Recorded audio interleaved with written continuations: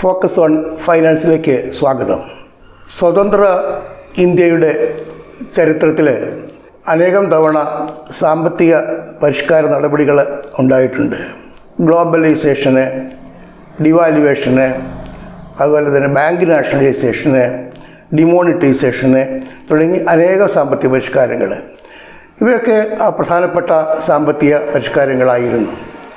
എന്നാൽ അവയെക്കാളൊക്കെ ഇല്ലെങ്കിൽ ചരിത്രത്തിലെ തന്നെ ഏറ്റവും പ്രധാനപ്പെട്ട സാമ്പത്തിക പരിഷ്കാരം എന്ന് വിശേഷിപ്പിക്കപ്പെടുന്നത് 2017 നിലവിൽ വന്ന GST, goods and services tax ആണ്. എല്ലാ ഉൽപ്പന്നങ്ങൾക്കും സേവനങ്ങൾക്കും നികുതി ഏർപ്പെടുത്തിയ ഒരു സമ്പ്രദായം. അന്ന് വരെ നിലവിലുണ്ടായിരുന്ന നികുതി സമ്പ്രദായം എന്ന് പറയുന്നത് എക്സൈസ് ഡ്യൂട്ടി ഉണ്ടായിരുന്നു, വാറ്റ് അതായത് വാല്യൂ ആഡഡ് ടാക്സ് ഇവയൊക്കെ ഉണ്ടായിരുന്നു. അതുപോലെ തന്നെ പല സംസ്ഥാനങ്ങളിൽ പലതരത്തിലുള്ള നികുതി വ്യവസ്ഥകളും അന്ന് നിലനിന്നിരുന്നു. ഇതിനൊരു ഐകരൂപ്യം വേണം. ഇത്രയേറെ സംസ്ഥാനങ്ങളുള്ള ഒരു രാജ്യത്ത് വിവിധ രീതിയിലുള്ള നികുതി സമ്പ്രദായം ബുദ്ധിമുട്ടുകൾ സൃഷ്ടിക്കും എന്നുള്ളതുകൊണ്ട് അതിനൊരു പരിഹാര മാർഗം വേണം എന്ന ആലോചനയുടെ ഫലമായിട്ടാണ് ഈ GST നടപ്പിലാകുന്നത്. 2017 ജൂലൈയിൽ മോഡി സർക്കാരിൽ അന്നത്തെ ധനമന്ത്രിയായിരുന്ന അരുൺ ജെയ്റ്റ്ലി GST ബിൽ അവതരിപ്പിച്ച് കഴിഞ്ഞ ഉടൻ തന്നെ എഴുന്നേറ്റ് നിന്ന് അഭിനന്ദനം അറിയിച്ചത് അന്നത്തെ പ്രതിപക്ഷ നേതാവും മുൻ പ്രധാനമന്ത്രിയും ധനകാര്യമന്ത്രിയും ഒക്കെ ആയിരുന്ന ഡോക്ടർ മൻമോഹൻ സിംഗ് ആയിരുന്നു. ഞാൻ ഈ പറഞ്ഞതിന് കാരണം ഏറ്റവും വലിയ സാമ്പത്തിക പരിഷ്കാരം എന്നുള്ളതിനപ്പുറത്ത് ഇന്ത്യയിൽ ജനാധിപത്യത്തിൻ്റെയും ഇന്ത്യയിൽ രാഷ്ട്രീയത്തിൻ്റെയും ഒരു വലിയ വിജയം കൂടിയായിരുന്നു, ഇല്ലെങ്കിൽ ഐതിഹാസികമായ വിജയം കൂടിയായിരുന്നു ആ GST നടപ്പാക്കൽ എന്ന് പറയാനാണ്. ഇത് സത്യത്തിൽ മോദി സർക്കാരിൻ്റെ മാത്രം ഒരു വിജയമായിരുന്നുമില്ല. മുൻ ഗവൺമെൻറ്റുകൾ, അതായത് മുൻകാല കോൺഗ്രസ് ഗവൺമെൻറ്റുകൾ തന്നെ മൻമോഹൻ സിംഗ് ധനമന്ത്രിയായിരുന്നപ്പോഴും പ്രധാനമന്ത്രിയായിരുന്നപ്പോഴും അതുപോലെ തന്നെ P. ചിദംബരം ധനമന്ത്രിയായിരുന്നപ്പോഴും ഒക്കെ ഒട്ടേറെ ഗ്രൗണ്ട് വർക്ക് അവർ ഈ GST സംബന്ധിച്ച് ചെയ്തു വെച്ചിരുന്നു. അതിൻ്റെ എല്ലാം കൂടി ഒരു പരിണത ഫലം എന്ന നിലയ്ക്കാണ് ഈ 2017 മോഡി സർക്കാരിന് GST ബിൽ അവതരിപ്പിക്കാൻ കഴിഞ്ഞത്. ഇത് വലിയൊരു നേട്ടമായി പറയാൻ കാര്യം, ചരിത്രത്തിൽ ആദ്യമായി ഇന്ത്യൻ ജനത ഒറ്റക്കെട്ടാണെന്ന് തെളിയിച്ച അപൂർവ സന്ദർഭങ്ങളിൽ ഒന്നുകൂടിയായിരുന്നു അത്. ഇപ്പോൾ വീണ്ടും GST പരിഷ്കരണം നിലവിൽ വന്നിരിക്കുന്നു. ഇപ്പോഴത്തെ GST പരിഷ്കരണത്തിനും തുല്യ പ്രാധാന്യം തന്നെ ഉണ്ട്. അത് പക്ഷേ ആദ്യമായി അവതരിപ്പിക്കപ്പെട്ട GST പരിഷ്കരണം പോലെ തന്നെ പ്രാധാന്യം ഇപ്പോഴത്തേതിനും ഉണ്ട്. 4 തരത്തിലുള്ള നികുതി നിരക്കുകൾ ഉണ്ടായിരുന്നത് 2 തരത്തിലേക്ക് ചുരുക്കി എന്നുള്ളതാണ് ജനങ്ങൾക്ക് ലഭിക്കുന്ന ഏറ്റവും വലിയ പ്രയോജനം. ഇത് തിരഞ്ഞെടുത്ത സമയം വളരെ പ്രധാനപ്പെട്ടതായി. അതായത് നമ്മുടെ രാജ്യത്തിന് മേൽ അമേരിക്കൻ പ്രസിഡന്റ് ഡൊണാൾഡ് ട്രംപ് 50% തീരുവ ഏർപ്പെടുത്തിയപ്പോൾ നമ്മുടെ സാമ്പത്തിക രംഗത്ത് ഉണ്ടായ ആഘാതം എന്ന് പറയുന്നത് വളരെ വലുതാണ്. ഈ ആഘാതത്തെ ആവിയാക്കി മാറ്റാൻ സഹായിക്കുന്നതാണ് ഇപ്പോഴത്തെ ഈ പരിഷ്കാരം എന്നുള്ളതാണ് അതിൻ്റെ പ്രത്യേകത.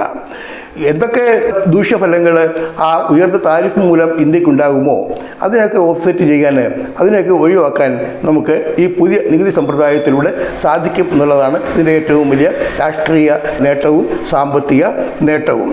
ഇത് വളരെ വ്യക്തമായ ഒരു സന്ദേശം ട്രംപ് ഉൾപ്പെടെയുള്ള ഇന്ത്യ വിരുദ്ധ ലോക നേതാക്കൾക്ക് നൽകുന്നുണ്ട്. അതായത് ഇന്ത്യ ഒറ്റക്കെട്ടാണ്, ഇന്ത്യൻ ജനത ഒറ്റക്കെട്ടാണ് എന്നുള്ള സന്ദേശമാണ് അത്.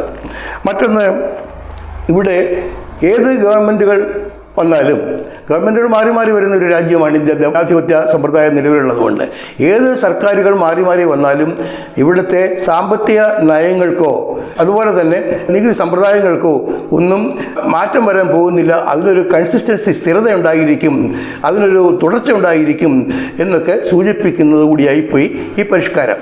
അപ്പോൾ അതുകൊണ്ട് ഈ പരിഷ്കാരം ചില വലിയൊരു മൈലേജ് നമുക്ക് ലഭിക്കും. അതായത് വിദേശ ധനസ്ഥാപനങ്ങൾ അതുപോലെ തന്നെ വിദേശത്തുള്ള വ്യവസായികൾ അവർക്കൊക്കെ ഇന്ത്യയിൽ കൂടുതൽ പണം മുടക്കാൻ അവരെ പ്രേരിപ്പിക്കുന്നതോ അവരെ സഹായിക്കുന്നതോ ആണ് ഈ ഇപ്പോഴത്തെ GSTയിൽ വന്നിരിക്കുന്ന ഇളവ്, അതായത് വീണ്ടും വരുത്തിയിരിക്കുന്ന GST പരിഷ്കാരം. അതുപോലെ തന്നെ ഇപ്പോഴത്തെ GST പരിഷ്കാരം മറ്റൊരു സിഗ്നൽ കൂടി ലോകത്തിന് നൽകുന്നുണ്ട്. അതായത് ഇന്ത്യയിലെ ബിസിനസ് കാലാവസ്ഥ വളരെ അനുയോജ്യമാണ് എന്ന് സൂചിപ്പിക്കാൻ കൂടി, അല്ലെങ്കിൽ എന്ന് വ്യക്തമാക്കാൻ കൂടി തന്നെ ഈ അവസരം നമുക്ക് പ്രയോജനപ്പെടുത്താൻ കഴിയുന്നുണ്ട്. മറ്റൊന്ന്, ഇന്ത്യക്ക് ഏത് സാമ്പത്തിക പ്രതിസന്ധിയെയും നേരിടാൻ ബദൽ മാർഗങ്ങൾ കണ്ടെത്താനാകും എന്ന് തെളിയിച്ചിരിക്കുന്ന അവസരം കൂടിയാണ് ഇത്. താരിഫ് വലിയൊരു വ്യാപാര യുദ്ധം തന്നെയാണല്ലോ.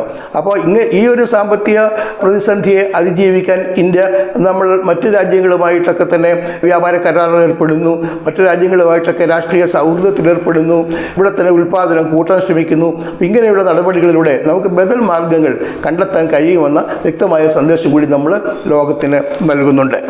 ഇക്കാര്യത്തിൽ നമ്മൾ നന്ദി പറയേണ്ടത് ട്രംപിനോട് തന്നെയാണ്. കാരണം ട്രംപ് നമ്മളെ എന്തുദ്ദേശത്തോടു കൂടി ഉപദ്രവിക്കാൻ ശ്രമിച്ചോ അതിന് തക്ക മറുപടി നൽകാൻ നമുക്ക് കഴിഞ്ഞിരിക്കുന്നു.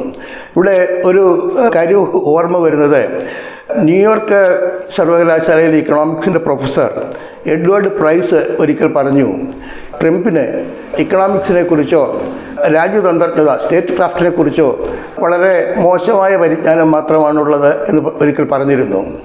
ഇപ്പോൾ ഇന്ത്യക്കെതിരെ 50% നികുതി ഏർപ്പെടുത്തിയ സാഹചര്യത്തിൽ അദ്ദേഹം പറഞ്ഞു, അദ്ദേഹത്തിൻ്റെ പരിജ്ഞാനം പരിമിതമാണെന്നാണ് ഞാൻ ധരിച്ചിരുന്നതെങ്കിലും ഇപ്പോൾ അങ്ങനെയല്ല, അദ്ദേഹത്തിന് എക്കണോമിക്സിനെ കുറിച്ചോ സ്റ്റേറ്റ് ക്രാഫ്റ്റിനെ കുറിച്ചോ ഒരു ധാരണയും ഇല്ല എന്നാണ് ഞാൻ മനസ്സിലാക്കുന്നത് എന്ന് അദ്ദേഹം പറഞ്ഞിരിക്കുന്നു.